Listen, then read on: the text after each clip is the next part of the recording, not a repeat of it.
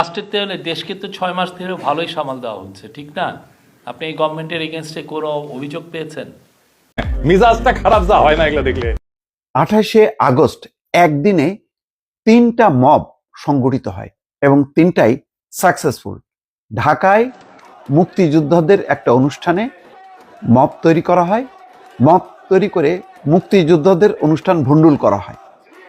সেই অনুষ্ঠানের পর লতিফ সিদ্দিকী সহ 16 জনকে থানায় নেওয়া হয়, পরে ডিবিতে হস্তান্তর করা হয়। ডিবি সন্ত্রাস বিরোধী আইনে তাদের বিরুদ্ধে মামলা করেছে। Successful mob. দিনাজপুরের ঘটনাটা, সেখানে জনতা, তৌহিদি জনতার নামে একটা বিশাল মব তৈরি হয়। আনন্দ রিসোর্ট নামে একটা রিসোর্টের উপর হামলা হয়। সেখানে একটা দরবার শরীফ ছিল, সেটা জ্বালিয়ে দেওয়া হয়, তছনছ করা হয়। পুলিশ পরিস্থিতি নিয়ন্ত্রণ করতে ব্যর্থ হয়। পরে সেনাবাহিনী যে কোনো রকমের সামাল দেয়। Successful mob. তৃতীয় সেই মবটি আরো ভয়াবহ এবং সেটিও সফল। গাজীপুরের শ্রীপুরে শীর্ষ সন্ত্রাসী সুমনকে গ্রেপ্তার করে নিয়ে যাচ্ছিল ডিবি পুলিশ, সাথে থানা পুলিশ।